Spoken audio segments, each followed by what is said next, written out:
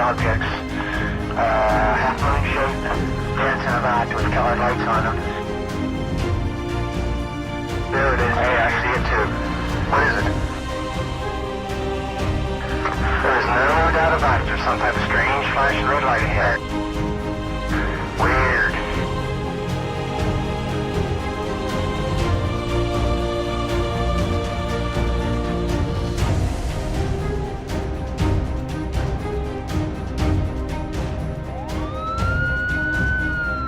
Here he comes from the south. He's coming toward us now.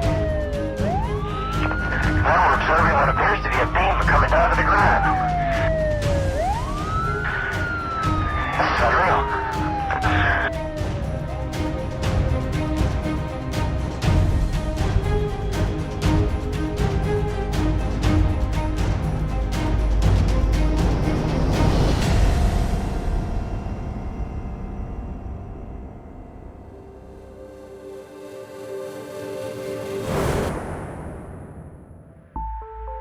In April 2020, the United States Department of Defense took the unprecedented decision to declassify and release to the world's media 3 previously classified recordings made by US Navy pilots, showing what the DoD described simply as unexplained aerial phenomena.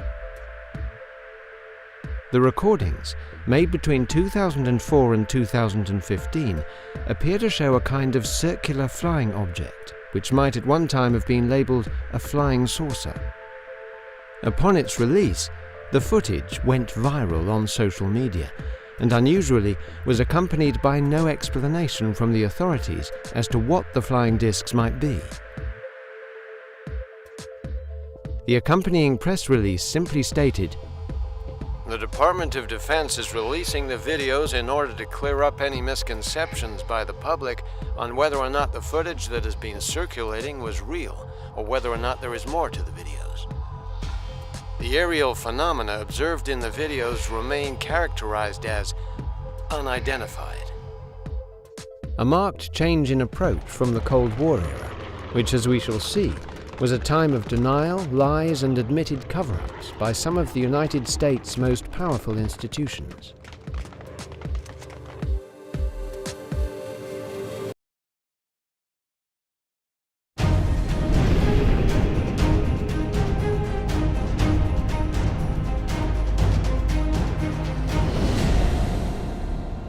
The state of New Mexico, on the southern border of the United States, where in July 1947 the town of Roswell became the site of one of the most notorious cover-ups in American history, although the repercussions wouldn't be felt until several decades into the future. A rancher named William Mack Brazel was out riding when he stumbled upon a large amount of mysterious-looking wreckage.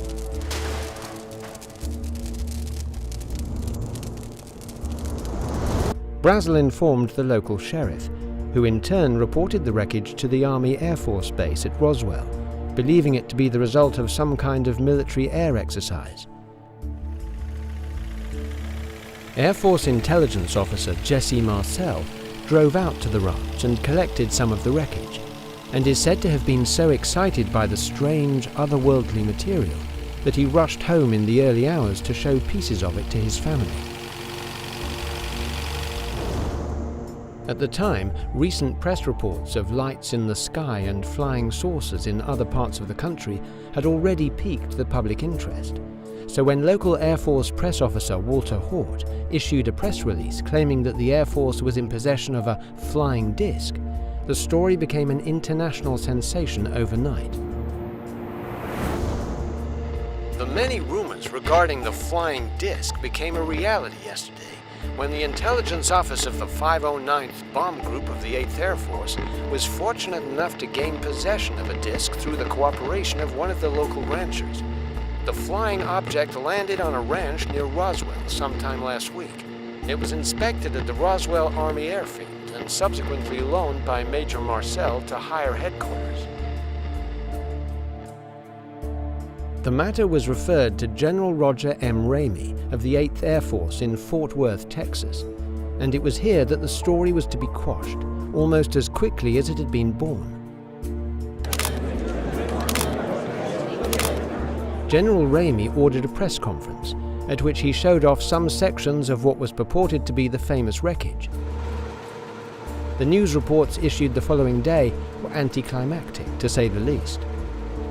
An examination by the Army revealed last night that a mysterious object found on a lonely New Mexico ranch was a harmless high-altitude weather balloon.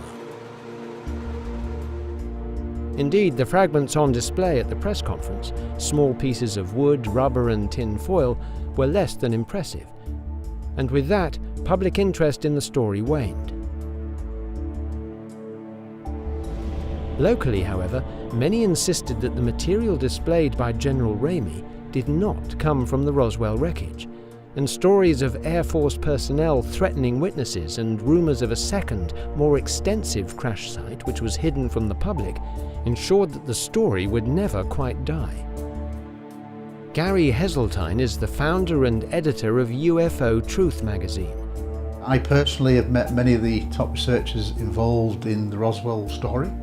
I think there is something like 800 witnesses loosely based throughout the decades that have been traced, and without a shadow of a doubt it's a cover-up by the US Air Force, the US government, and was one of the pinnacle things that set us on a path of ufology, the modern era. It was decades later, under intense pressure from UFO researchers, that the US Air Force was finally forced to admit that the weather balloon story was a lie. We were in a Cold War, and there was a real fear of Soviet expansion, and there'd be a Third World War, which would of course been a nuclear atomic war, which would have probably decimated the entire Earth. And I think that was a genuine reason why they didn't want people to think, well, actually there might be aliens as well, and that's another threat. We could have an alien invasion. Personally, I don't think it stacks up longer term. As we shall see, there had been a cover-up at Roswell. But a cover-up of what?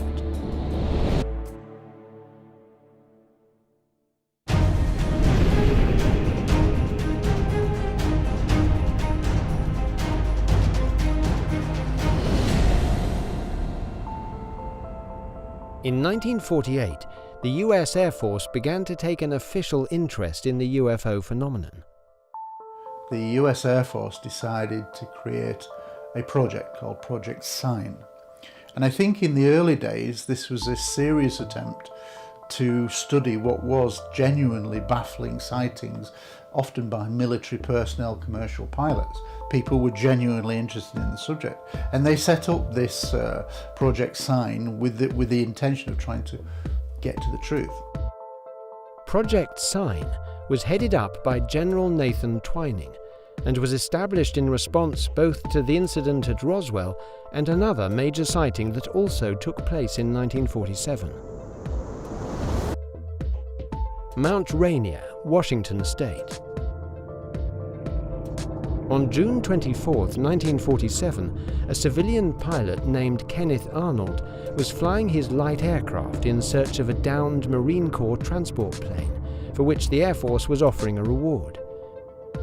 Instead of the transport plane, Arnold encountered a series of strange lights, which, as he approached them, appeared to be saucer-shaped craft flying in formation at incredible speed. Arnold knew the layout of the mountains, and he knew the distances between two peaks, which proved advantageous because he saw them past the beginning of one peak and he knew the distance between the other peak. So he was able to calculate the speed from the first one to reaching the second one, and it concluded that it was about 1,200 miles an hour. Arnold provided a report of the incident to the Air Force, who, he said, took it seriously. He also spoke to reporters, and the subsequent news stories are thought to represent the first ever published use of the term flying saucer, based on Arnold's descriptions.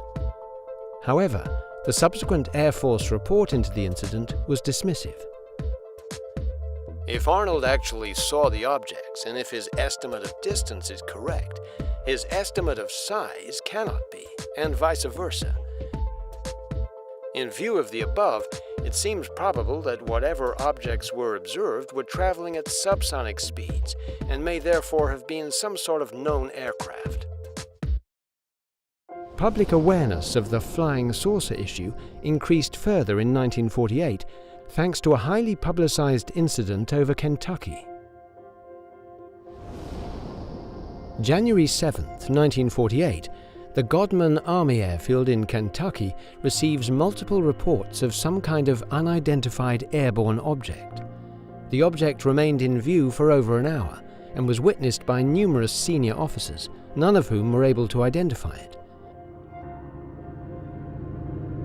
Flight Commander Captain Thomas Mantell was conducting a routine training flight nearby and was ordered by the control tower to investigate the strange object. Mantell, who was flying without an oxygen mask, climbed to 15,000 feet and radioed the tower that he had the object in sight and was giving chase. That was the last report he made.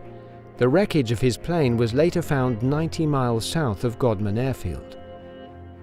The story of a heroic Air Force pilot losing his life in pursuit of a flying saucer caught the public imagination and was widely reported by the press. But again, the Air Force report attempted to explain away the entire incident with an astonishingly unlikely conclusion. It appears to the present investigator, in summing up the evidence presented, that we are forced to the conclusion that the object observed in the early evening hours of January 7, 1948, at these widely separated localities, was the planet Venus. By the end of 1948, they'd looked at about 1,000 reports during that 12-month period, and they came up with a report called the Estimate of the Situation. The Estimate of the Situation concluded that almost certainly some of the sightings involved interplanetary craft, which it was a term of the day in 1948, and that was sent to a general who was supposed to send it on to the president. The general said no, we're not having that as a conclusion, and basically ordered that all copies be burned. With the vast majority of the incidents recorded in Project Sign being dismissed as mistaken sightings of everyday phenomena, the project was closed down by Air Force Chief of Staff General Hoyt Vandenberg on the basis that it was a waste of time and resources.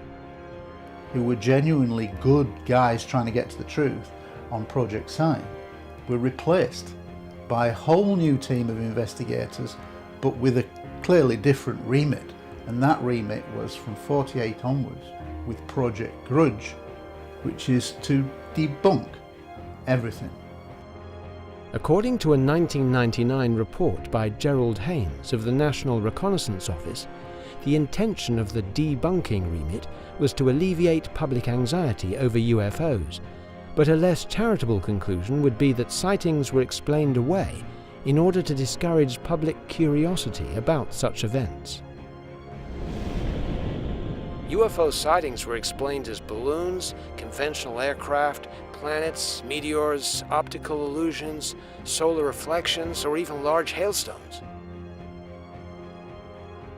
In any case, in the only official report ever produced by Project Grudge, hundreds of incidents and sightings recorded throughout the 1940s were dismissed in a variety of creative ways. The objects might possibly have been a series of balloons. It seems exceedingly probable that the object observed in this incident was a combination sun cloud effect.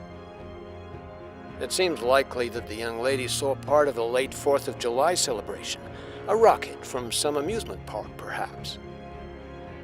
And the report's final conclusion was that all evidence and analyses indicate that reports of unidentified flying objects are the result of 1. Misinterpretation of various conventional objects, 2. A mild form of mass hysteria and war nerves, 3. Individuals who fabricate such reports to perpetrate a hoax or to seek publicity, 4. Psychopathological persons. By the end of the decade, Project Grudge was quietly being wrapped up.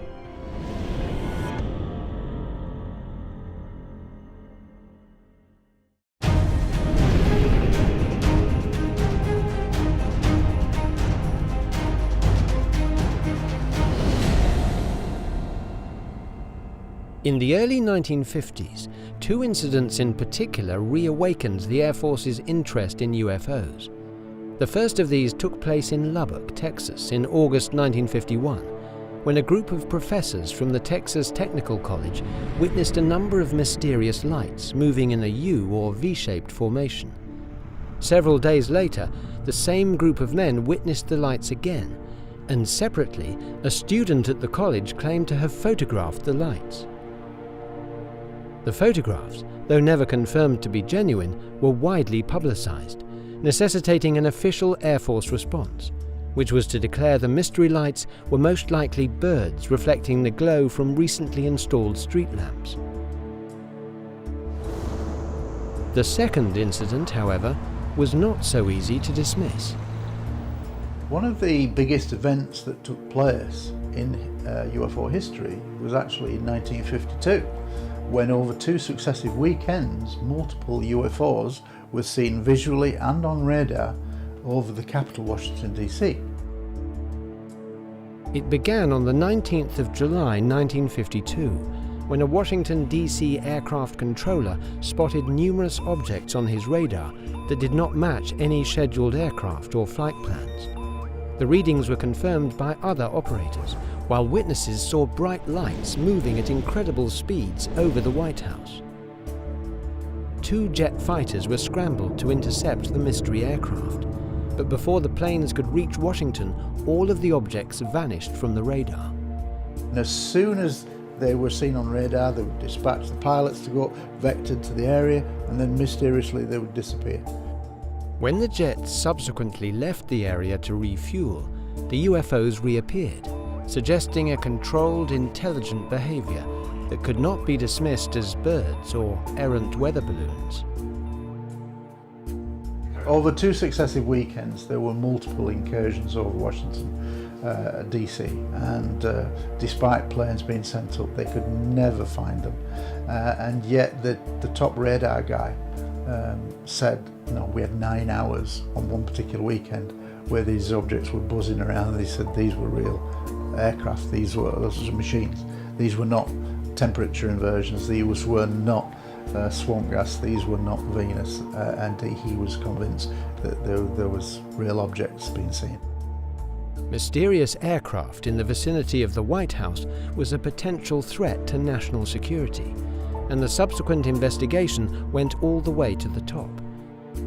Whilst public statements announced that the radar blips had been caused by temperature inversions, behind the scenes, plans were being formulated for a new Air Force project to investigate UFOs, named Project Blue Book. And this time, the CIA was to become actively involved. The CIA were tasked at one point to investigate UFOs, but it was all done in secret. But their role was not to investigate the validity or truthfulness of UFO cases. It was really, how do we manage public perception? And what they did, they commissioned the Robertson panel, the scientists, which is 1953, that created the in a sense, the theme of the debunking program, which has been followed ever since. In the 1999 Gerald Haynes report, he admits that the CIA had been monitoring the Air Force's investigations into UFOs since 1947, but that a decision had been made to keep the intelligence agency's interest in such matters a closely guarded secret. A classified CIA memo from the time stated, "No indication of CIA interest or concern is to reach the press or public, in view of their probable alarmist tendencies to accept such interests as confirmatory of the soundness of unpublished facts in the hands of the U.S. government." The Central Intelligence Agency was established in 1947 as a response to the growing threat from the Soviet Union, but it could be argued that it quickly developed a tendency towards spying on and controlling the American public. This is evidenced by the agency's attitude towards the supposed threat represented by UFOs. Rather than assist in the Air Force investigations, the CIA suggested a media campaign of public debunking to educate the population and discourage them from reporting UFO incidents. According to the Haynes report, this was to include The mass media, advertising, business clubs, schools, and even the Disney Corporation. Most people aren't aware that the CIA commissioned a panel of top scientists of the day, and they said, how do we strip the aura that the public have, the fascination the public generally have for this mystery? And they concluded, after 2 days of talking about this, that the best way to strip the aura of flying saucers, which was the term of the day in the 50s, was to debunk it in all forms of media, i.e. film, TV, radio, newspaper. And so if you think about it, that's what happened. And America controlled the subject of UFOs worldwide, historically. And so literally anybody born after 1953 has lived in a genuine world of a debunking program.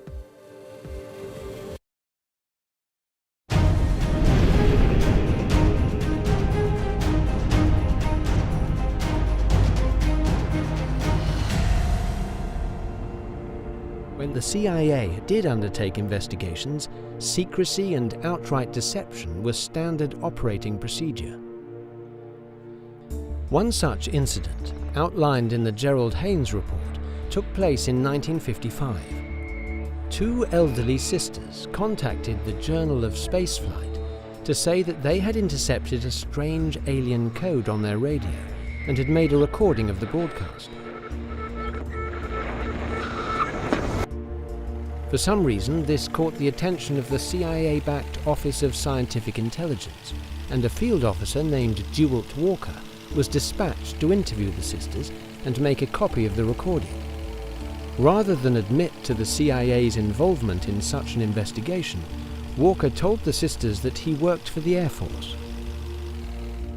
The recording, when analysed, turned out to be nothing more than some accidentally intercepted Morse code, and the incident was forgotten until 2 years later, when an independent UFO researcher decided to follow up on the case and wrote to the Air Force, asking for clarification around who had taken the recording and what had been done with it. The result was a lengthy correspondence in which the Air Force and the CIA attempted to shift the responsibility to another unnamed government agency, before finally stating that the recording had been destroyed to save file space.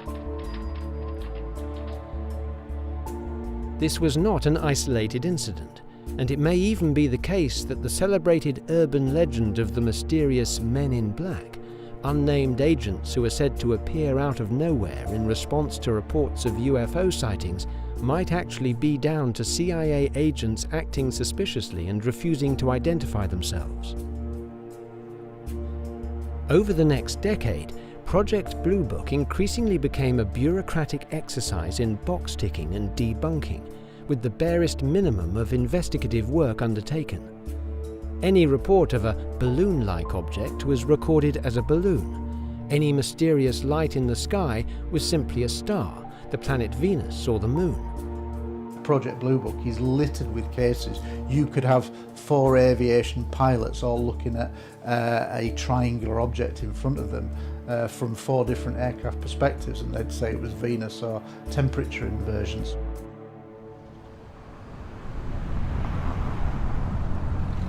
Reports and press releases from the project began attracting criticism from UFO researchers and reputable witnesses who felt that their testimony and professionalism was being undermined.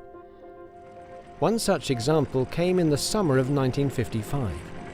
The Oklahoma Highway Patrol reported that an Air Force base near Oklahoma City had tracked up to 4 UFOs simultaneously, and that several of them had descended very rapidly, from about 22,000 feet to about 4,000 feet in just a few seconds, which was well beyond the capabilities of any conventional aircraft. At the same time, eyewitnesses saw multicolored lights and mysterious diamond-shaped aerial objects. Project Blue Book concluded that witnesses had simply mistaken the planet Jupiter and bright stars such as Rigel and Betelgeuse for something more sinister. However, this report was ridiculed when independent experts pointed out that these stars and planets are not visible from Oklahoma in the summer. You would literally have to be on the other side of the planet to have seen them, not to mention the fact that the UFOs were tracked on radar, which is unlikely to have picked up a planet located 365 million miles from Earth. Similarly, in 1966, 2 police officers spotted a disc-shaped silvery object with a bright light emanating from its underside in the sky above Ravenna, Ohio. The police officers gave chase, following the object at high speed for over half an hour, with officers from several other jurisdictions joining in the pursuit. The event made national news, and a report was duly submitted to Project Blue Book, where the official response was that the officers must have been at various points chasing a satellite, a star, and even the moon. The officers, one of whom was a former Air Force pilot himself, angrily rejected this finding, and even Ohio Congressman J. William Stanton commented on the incident. The Air Force has suffered a great loss of prestige in this community. Once people entrusted with the public welfare no longer think the people can handle the truth, then the people, in return, will no longer trust the government. Prophetic words for Project Blue Book. The 3 US Air Force projects, Sign, Grudge and Blue Book, basically ran for 22 years, but by '69 it closed. Why did it close? Well, that's quite simple. They found a mechanism and a way to close it, and the mechanism was to ask a university, and it went to a guy called Edward Condon, and it became known as the Condon Committee.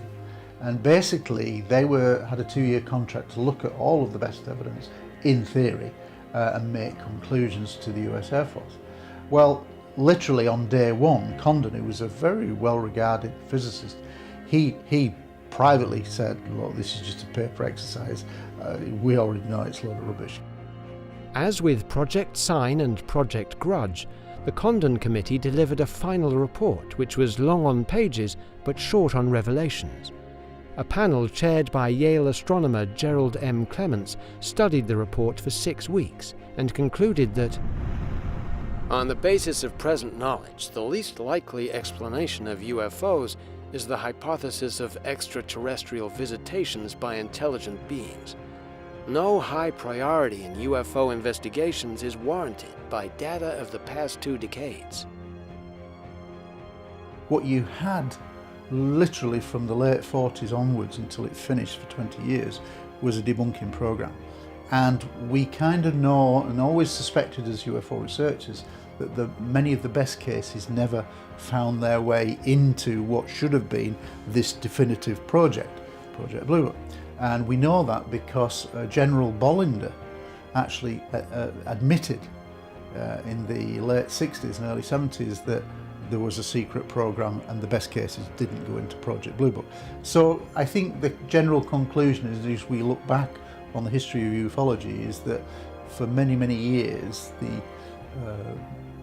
Project Blue Book and certainly Project Grudge were nothing but public relation exercises for the public.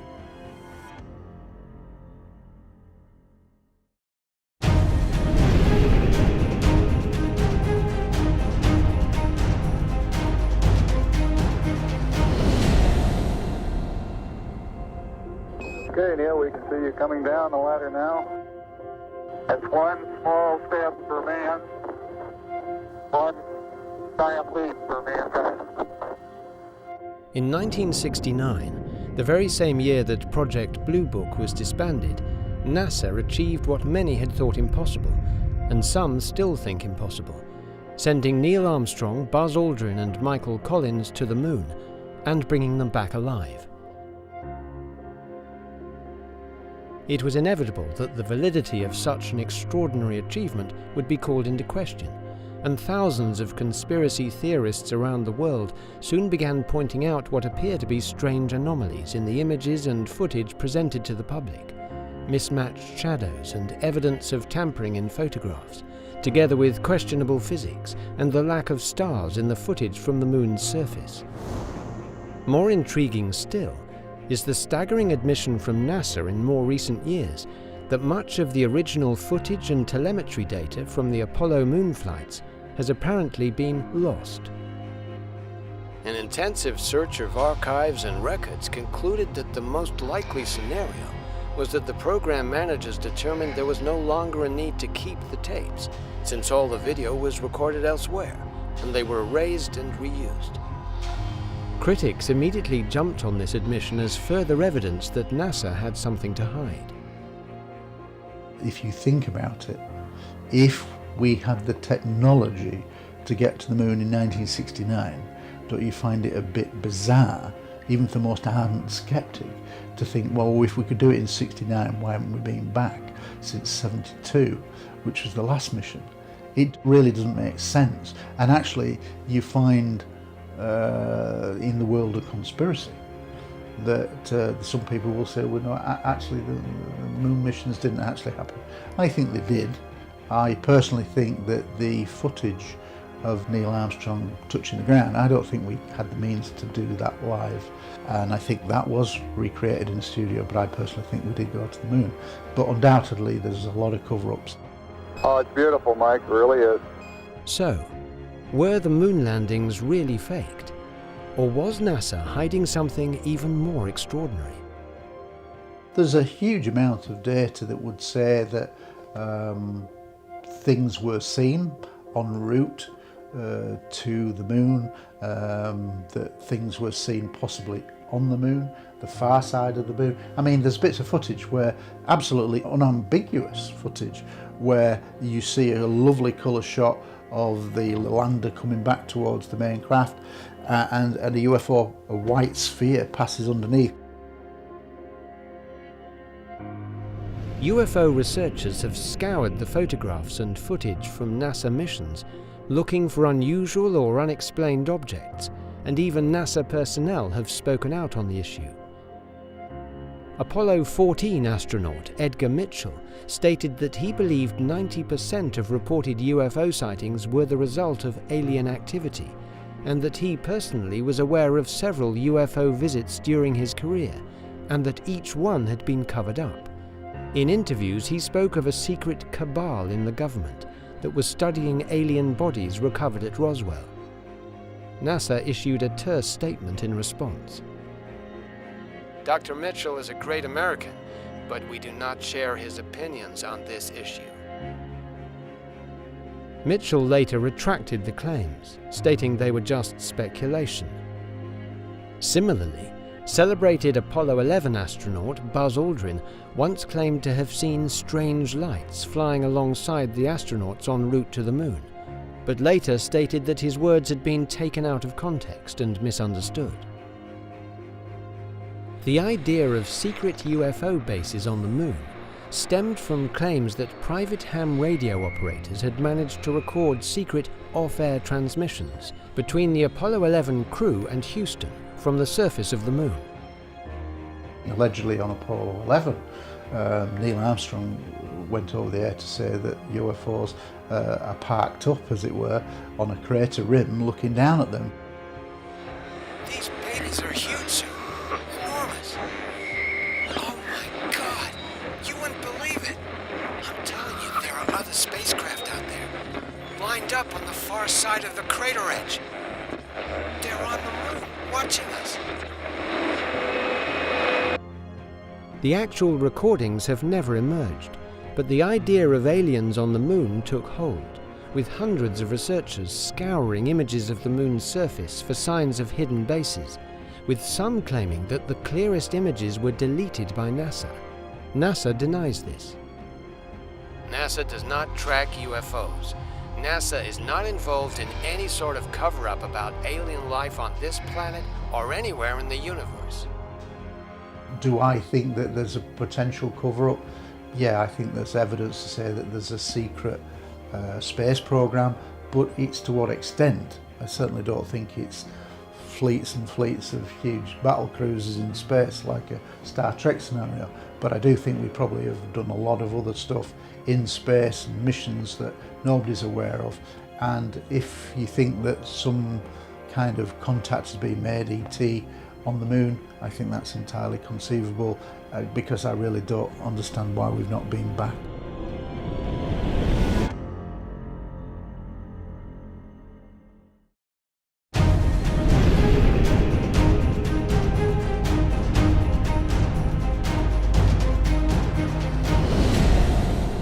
The Rendlesham Forest incident is considered by UFO researchers to be second only to Roswell in terms of its significance. Britain's most famous case is what's called the Rendlesham Forest incident, and it's regarded now in UFO historical terms as being up there with Roswell. That's how good the case is. And some people would say that in many ways it's a better case than Roswell because it contains more evidence. It began on December 26, 1980, at RAF Woodbridge, a military base in southern England, which was at the time being used by the American Air Force. A security patrol near the east gate of the base saw strange lights in the sky, which appeared to be descending into nearby Rendlesham Forest. The next day, servicemen searching the forest found 3 small impressions on the ground in a triangular pattern, as well as burn marks and broken branches on nearby trees, all indications that some kind of triangular craft had made a landing in the forest. Even more dramatically, the following night, a small team led by the Deputy Base Commander Lieutenant Colonel Charles Holt went out to the site with a Geiger counter to check for radioactivity. Holt was recording the event using a small dictaphone when something incredible happened. 305. We see strange strobe-like flashes to the rather sporadic, but there's definitely something, some kind of phenomenon. 305 at about 10 degrees horizon directly north. We've got 2 strange objects, half-moon shape, dancing about with colored lights on them. Guess to be about 5 to 10 miles out, maybe less. This was an audio tape that he did into a little dictaphone, and he made a series of audio commentaries, little updates on it over 4 or 5 hours. So he'll give a regular update saying, we're now crossing the creek, we can see an object, blah, blah, blah. But one of the exciting things that happened is that at one point they see an object move towards them, stop above their heads at 1,000 feet, and then shine like akin to a laser beam down at their feet. Watch, straight ahead off west, right there. There it is. Hey, I see it too. What is it? We don't know, sir. So can I get some? Yeah, it's a strange, small red light. Looks to be out maybe a quarter to half mile, maybe further out. There is no doubt about it. There's some type of strange flashing red light ahead. It's yellow. I saw a yellow tinge in it too. Weird. Pieces of it are shooting off. There is no doubt about it. This is weird.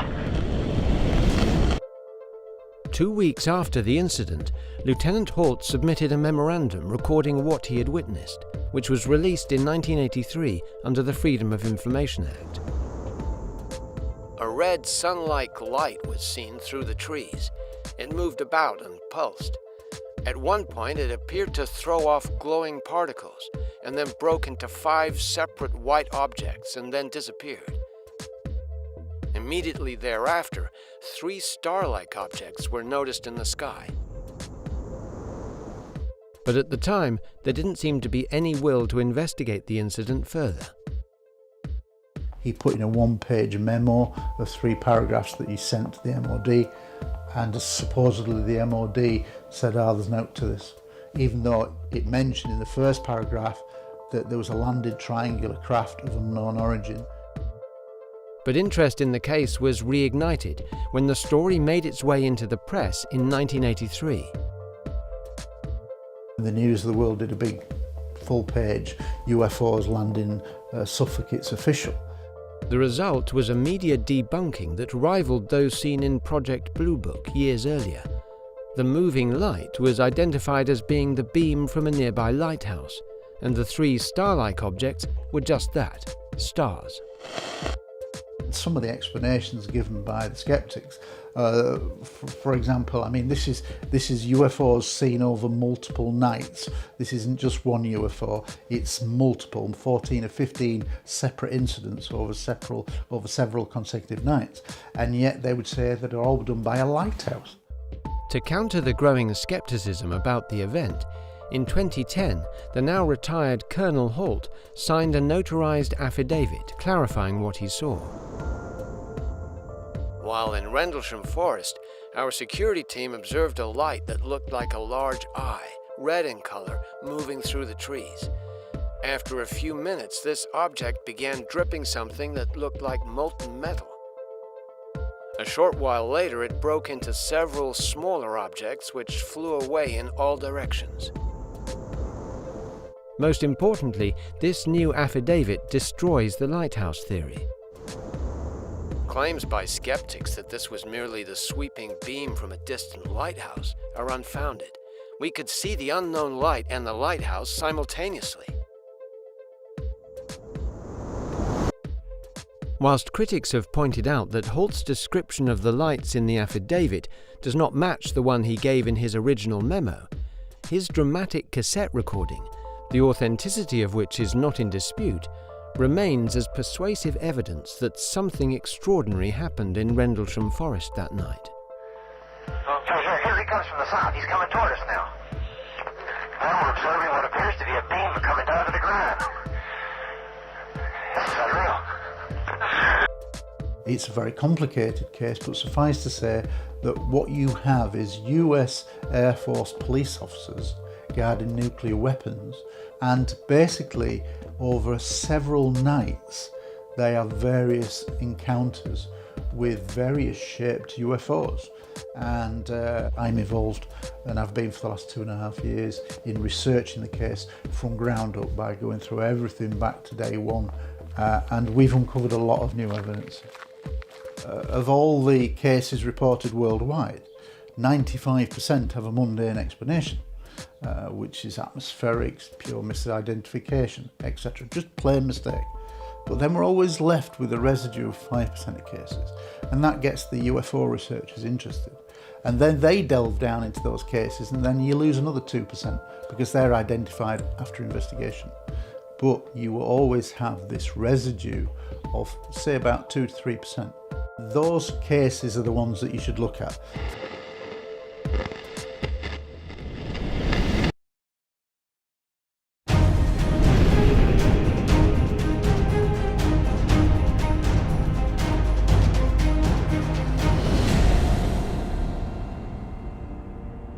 In spite of the best efforts of the CIA and other authorities, by the 1990s, public interest in UFOs was at an all-time high, and the formerly debunked Roswell incident once again came to the attention of UFO researchers.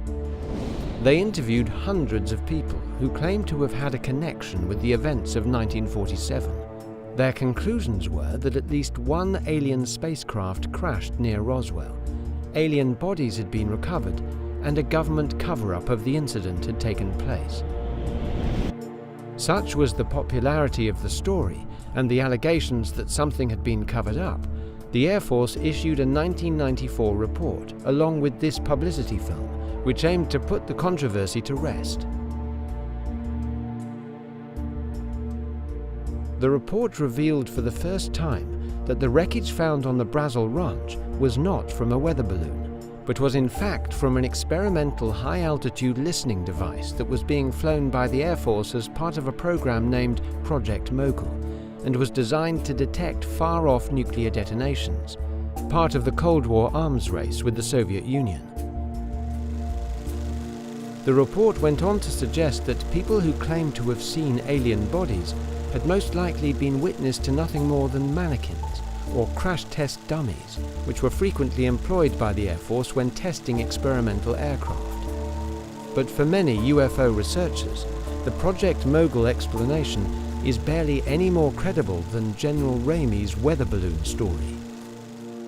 It was an actually big mistake and made it worse for the Air Force because they found out that Project Mogul didn't operate until the mid-50s, when this occurred in 1947, and it used human 6-foot-sized plastic objects that were dropped from planes. Well, when we talk about the bodies that were reported and recovered, the aliens allegedly recovered, they were 3 feet in height, 3 to 4 feet high, so look nothing like 6-foot plastic dummies. So again, that made their stance on an explanation as untenable, really. Researchers also point to the immediate reaction of the men at Roswell Air Base, particularly Major Jesse Marcel. Marcel was not only an Air Force intelligence officer, he was part of the elite 509th Bomb Group, which was responsible for the deployment of the Hiroshima atomic bomb. The idea that Marcel couldn't recognize and identify the wreckage of an Air Force high-altitude balloon, even an experimental Project Mogul balloon, and the breadth and scope of the subsequent cover-up suggests that whatever was being hidden, it wasn't a simple balloon-mounted listening device. It's created an ongoing debate for many, many years. I have no doubt that a UFO crashed, and I have no doubt that certain pieces of material were recovered, as we would do. If a UFO crashed outside my window now, the police would get called, it would get cordoned off, the military would turn up and it'd be carted off and you'd never see it again. Marcel himself maintained for the rest of his life that what he saw at the Brazil Ranch was something not of this earth. The general rule is, if anybody knows anything about aviation, is that even stealth aircraft, for example the F-117, the little batwing plane, well, that was first flown in about 75, and yet it didn't become public until 1991 with the first Gulf War. So for 16 years that was in stealth, in secret mode while it was being developed. And it's roughly 15 to 20 years before it makes mainstream confirmation. Well, you've got a conundrum there, because if these objects are flying around since the 1940s, well, okay, then it's a super secret man-made object. The general rule is 20 years. The fact that it hasn't come out for 70 years says it's not ours. The 1990s were also an interesting time for NASA, with frequent space shuttle missions providing researchers with new footage to analyze. There is one particular sequence that I'm very impressed with as a researcher, which is called the tether sequence. Again, just moving into sunrise. 81 nautical miles now from Columbia. On February 25, 1996, the Space Shuttle Columbia was attempting to deploy a tethered satellite system designed to investigate new sources of spacecraft power and ways to study Earth's upper atmosphere. But 5 hours into the experiment, the tether broke and the satellite floated away, and a video recording of the event appeared to show something extraordinary. Dozens of unidentified objects floating in space around the tether. Franklin, we see a long line, a couple of star-like things, and a lot of things swimming in the foreground. Can you describe what you're seeing? These things are flashing, they seem to be self-illuminated, they pass underneath it. There's literally hundreds of these things all swarming around it. The astronauts commenting on what they were recording made no particular mention of the strange phenomena, which were later dismissed as space debris and ice particles. And they're trying to say, oh, this is ice particles. But a lot of research has been done into that footage, and you can actually track each of the objects. And so objects will suddenly appear, they'll go around it and then come back on themselves, they'll stop and then they'll go left, they'll stop and they'll go right. So they seem to be under intelligent control. Well, the long line is a tether, and there's a little bit of debris that kind of flies with us. Now, with the International Space Station cameras operating 24/7, providing rolling coverage of outer space, researchers are also working 24/7 to examine the footage for anomalies, in the belief that it can only be a matter of time before something is captured that cannot be debunked. NASA itself comes under suspicion as being possibly a front, a public relations exercise. And there are some, really kind of geeky people who spend their lifetime going through archives of thousands of Apollo photographs to find a couple of anomaly photographs which can't be explained. And we owe them a debt of gratitude, because most people wouldn't do that. But they do find some very good stuff that can't be explained. And similarly, there are people who study the space footage, and there are anomalies. But a lot of people suspect that the best evidence of things in space is being hidden away.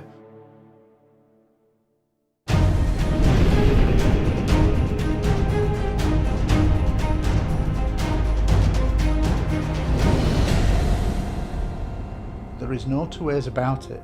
If you study the subject, if you were to intelligently look at the very, very best cases, you would think these would be front page news. And the fact that they're not means that there has to be a reason why they're not on the front page. Now, I think in a strange way, President Trump has kind of legitimised the term fake news. And that wasn't really recognised in the mainstream. But now we have fake news, and disinformation is now a real watchword in modern society. Well, it wasn't for many decades, but now it's an accepted thing. And believe me, there is so much disinformation on the UFO subject. And I always say this, that if the public really were to be presented with the best evidence, that 3% of best cases, there would be no doubt that the ET phenomena is real. Despite the earlier claim that there had been no serious government interest in the UFO phenomenon since the closure of Project Blue Book in 1969, in December 2017, there was a surprise admission from the Pentagon. In fact, a secret study into UFOs entitled the Advanced Aviation Threat Identification Program had been operating for the last 5 years, with a total budget of over $20 million. I think the Pentagon admissions in 2017 really did open the Pandora's box, because it can only lead one way. You can't actually put that information back now. The program was initiated in 2007 by then Senate Majority Leader Harry Reid, who in 2009 wrote a letter to the Deputy Secretary of Defense which contained some intriguing sentences. Much progress has been made with the identification of several highly sensitive, unconventional aerospace-related findings.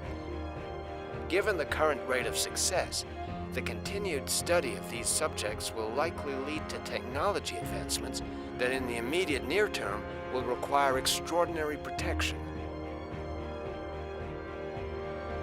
The announcement coincided with the release by the New York Times of leaked UFO footage recorded by US naval pilots, which was later released officially by the Pentagon in 2020. There's a whole fleet of them. Look on the ASA. My gosh. They're all going against the wind. The wind's 120 knots from the west. Look at that thing, dude. There's been so much frustration and lies told. However, in the 16th of December 2017, the Pentagon admitted that these things were real and they didn't know what they were, flying around the airspace. And so that changed the goalposts. And so now we're actually, I think, definitely on a path to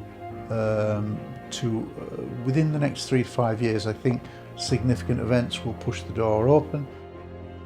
Together with the release of the footage came admissions from the Office of Naval Intelligence that they were still holding highly classified documents pertaining to UFOs. An official statement from the Navy read, "A review of these materials indicates that they are currently and appropriately marked and classified top secret under Executive Order 13526. And the original classification authority has determined that the release of these materials would cause exceptionally grave damage to the national security of the United States." But with modern image-sharing technology and instant access to data of all kinds, it seems the time of governments being able to restrict access to information is coming to an end, despite the best efforts of the mainstream media and the California tech giants. UFO researchers yearn for what's called disclosure with a big D. When it's on every TV channel, that there's this open admission that there's contact, that ET is real and it's been visiting us. That's what we all kind of working towards, and have been working towards that for the last 70 years in this what was classed as a modern era. I think we are moving in the right direction, and I think with technology in the world that we live in now, the mass media and the way we can instantly get stuff around the world, I think it's all looking good for a major announcement in the next few years. One thing that comes from disclosure with a big D is that the world will need to finally be truthful. So if that happens, then the world will be in a very different place. And in terms of history, the history of the 20th century and the first part of the 21st century will have to be rewritten.